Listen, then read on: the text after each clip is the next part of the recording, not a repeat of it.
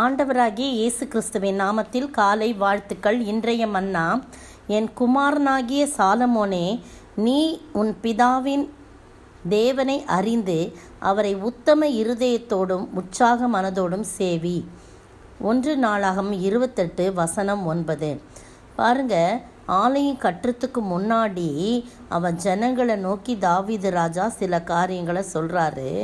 அதற்கு பிறகு தன்னுடைய குமாரனாகிய சாலமோனை பார்த்து, என் குமாரனாகிய சாலமோனே, நீ உன் பிதாவின் தேவனை அறிந்து அவரை உத்தம இருதயத்தோடும் உற்சாக மனதோடும் சேவி அப்படின்னு சொல்கிறார். அப்போ தான் நீ என்ன பண்ண முடியும், ஆலயம் கட்ட முடியும். பாரு, அடுத்த பகுதி, பின்பகுதி, கர்த்தர் எல்லா இருதயங்களையும் ஆராய்ந்து நினைவுகளின் தோற்றங்களை எல்லாம் அறிகிறார். நீ அவரை தேடினால் உனக்கு தென்படுவார். நீ அவரை விட்டுவிட்டால் அவர் உன்னை என்றைக்கும் கைவிடுவார் அப்படின்னு சொல்லி புத்தி சொல்கிறார், எச்சரிக்கை பண்ணுறார். அதனால் நீ ஜாக்கிரதையாக இருக்கணும்ப்பா. உத்தம இருதயத்தோடும் உற்சாக மனதோடும் நீ கடவுளை தொழுது கொள்ளணும். அப்போ தான் உன்னோட கூடவே இருப்பார் அவர். நீ அவரை தேடினா அவர் தென்படுவார், நீ விட்டுட்டினா அவர் விட்டுடுவார். இருதயத்தின் நினைவுகளெல்லாம் ஆராய்ந்து அறிந்திருக்கிறாரு, நினைவுகளின் தோற்றங்களெல்லாம் அறிகிறாரு அப்படின்னு சொல்லி 10ஆம் வசனத்தில் பாருங்கள். இப்போதும் எச்சரிக்கையாயிரு, பரிசுத்த ஸ்தலமாக ஒரு ஆலயத்தை கட்டுவதற்கு கர்த்தர் உன்னை தெரிந்து கொண்டார். நீ திடன் கொண்டு அதை நடப்பி என்று சொல்கிறார். நீ பாரு, கர்த்தருடைய ஆலயத்தை கட்டுறதுக்கு உன்னைய தெரிஞ்சுக்கிட்டார். நான் எவ்வளவோ ஆசைப்பட்டேன், ஆனால் என்னைய தெரிஞ்சுக்கல. ஆனால் உன்னைய தெரிஞ்சுக்கிட்டாரு. அதனால் ரொம்ப எச்சரிக்கையோட அந்த காரியத்தை நீ திடன் கொண்டு காரியத்தை நடப்பி அப்படின்னு சொல்கிறாரு. தாவீது தன் குமாரனாகிய சாலமோனுக்கு மண்டபம் அதெல்லாம் வேணாம் நமக்கு இப்போதைக்கு. 20ஆம் வசனம் பாருங்கள். தாவீது தன் குமாரனாகிய சாலமோனை நோக்கி, நீ பலம் கொண்டு தைரியமாயிருந்து இதை நடப்பி. நீ பயப்படாமலும் கலங்காமலும் இரு. தேவனாய் கர்த்தர் என்னும் என் தேவன் உன்னோட இருப்பார். கர்த்தருடைய ஆலயத்தை கட்டுகிறதற்கு அடுத்த சகல கிரியைகளையும் நீ முடித்து தீர் மட்டும் அவர் உன்னை விட்டு விலகவும் மாட்டார், உன்னை கைவிடவும் மாட்டார். எவ்வளோ நல்ல ஆண்டவர்!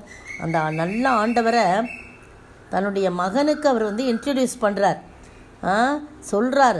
மகன்கிட்ட சொல்லி அவரை மகிமைப்படுத்துகிறார், கடவுளை மகிமைப்படுத்துகிறார். பாருங்கள், கர்த்தர் உன்னோட கூட இருப்பார், நீ தைரியமாக காரியத்தை நடப்பி. ஆனால் ஒன்று உத்தம இருதயத்தோடும் உற்சாக மனத்தோடும் நீ அவரை சேவிக்கணும். நீ பயப்படாத, கலங்காத.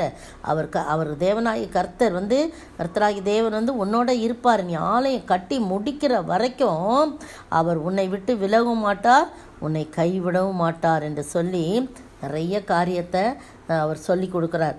அவர் நல்ல ஆசாரிகள் இருப்பாங்க, ஆலய வேலைக்கு. அப்படி லேவியருடைய வகுப்புகள் இருக்கிறது. அந்த எல்லா கிரியைகளும் சகலவித வேலையிலும் நிபுணரான மனப்பூர்வமுள்ள சகல மனுஷரும் உன் சொற்படியெல்லாம் கேட்கும் பிரபுக்களும் சகல ஜனங்களும் உன்னிடத்தில் இருக்கிறார்கள் என்று சொல்லி அவரை என்கரேஜ் பண்ணுறார். நீங்களும் நானும் சரீரம் என்னும் ஆலயத்தை கட்டும்போது உத்தம இருதயத்தோடும் உற்சாக மனதோடும் கர்த்தரை மட்டும் சேவித்து அவரை மட்டும் சார்ந்து கொள்ளும்போது, அவரை மட்டும் தேடும் பொழுது அவர் நமக்கு தென்படுவாராம். இல்லை நம்ம விட்டா அவர் நம்மளை என்றென்றைக்கும் கைவிடுவார். அதே மாதிரி 20ஆம் வசனத்தில் எப்படி சொல்லி, நீ பலம் கொண்டு திடம் கொண்டு தைரியமாக இருந்து கட்ட தொடங்குப்பா. நீ பயப்பட வேண்டாம், கட்டி முடிக்கிற வரைக்கும் நம்முடைய கர்த்தர் உன்னோட கூட தான் இருப்பார், அவர் உன்னை விட்டு விலக மாட்டான்னு சொல்கிறார். நீங்களும் நானும் அப்படியாய் நம்முடைய சரீரம் என்னும் ஆலயத்தை கர்த்தருக்கென்று கட்டவும் அவர் எப்போதும் நம்ம கூடவே இருந்து விலகாமல் இருந்து நம்மை பாதுகாத்து வழிநடத்தி அது நல்ல விதமாய் ஒவ்வொரு காரியமும் கட்டி முடிந்து கர்த்தருக்காய் எழும்பி பிரகாசிக்கும்படியாக கர்த்தர் கிருபை செய்வார். ஏனென்றால் அவர் எல்லாவற்றையும் ஆராய்ந்து அறிந்திருக்கிறார்.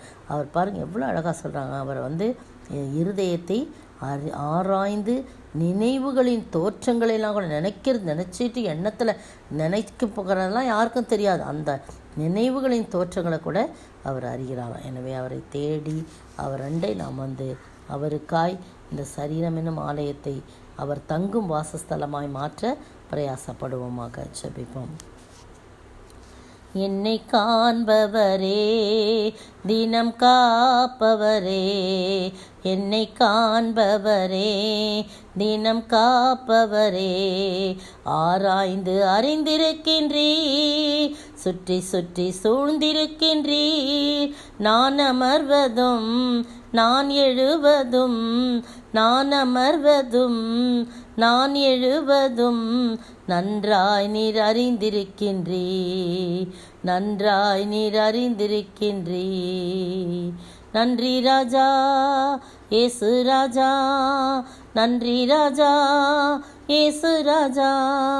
ஸ்தோத்திரிக்கிற ஆண்டவரே, துதிக்கிற ராஜா, ஆராய்ந்து எங்களை அறிந்திருக்கிற எங்கள் இருதயங்கள்லாம் ஆராய்ஞ்சிருக்கிற எங்கள் எண்ணங்களையெல்லாம் நீங்கள் அறிகிறீர் ஆண்டவரே. எனவே நாங்கள் உமக்கு பிரயோஜனமாக ஆண்டவரே, தாவீது கர்த்தாவை சாலமோனை பார்த்து அட்வைஸ் பண்ணது போல ஆண்டவரே, நீர் எங்களை பார்த்து ஆண்டவரே சொல்லுகிறீர். கர்த்தரை தேடினால், என்னை தேடினால் நான் தென்படுவேன்னு சொல்கிறீங்களே, அப்படிப்பட்ட ஒரு ஆசீர்வாதமான சரீரம் என்னும் ஆலயத்தை நாங்கள் உமக்காக கட்டி நீர் வாசம் பண்ணும் இடமாக இது இருக்க நீர் உதவி செய்ய வேண்டுமாய் ஜெபிக்கிறோம். தொடர்ந்து ஆசீர்வதிங்க, காத்துக்கொள்ளுங்க, வழி நடத்துங்க. இயேசு கிறிஸ்துவின் விலையேறப்பட்ட நாமத்தில் ஜெபிக்கிறேன் பிதாவே, ஆமீன், ஆமீன். நேற்றைய பதில் பிலிப்பு, அந்திரேயா, பேதுரு. யோவான் 1:44. அவங்க 3 பேருமே பெத்சாயிதா பட்டணத்தார். இன்றைய கேள்வி, எருசலேம் ஆலயம் கட்ட எத்தனை வருஷங்கள் சென்றது? எருசலேம் ஆலயத்தை கட்ட எத்தனை வருஷங்கள் சென்றது?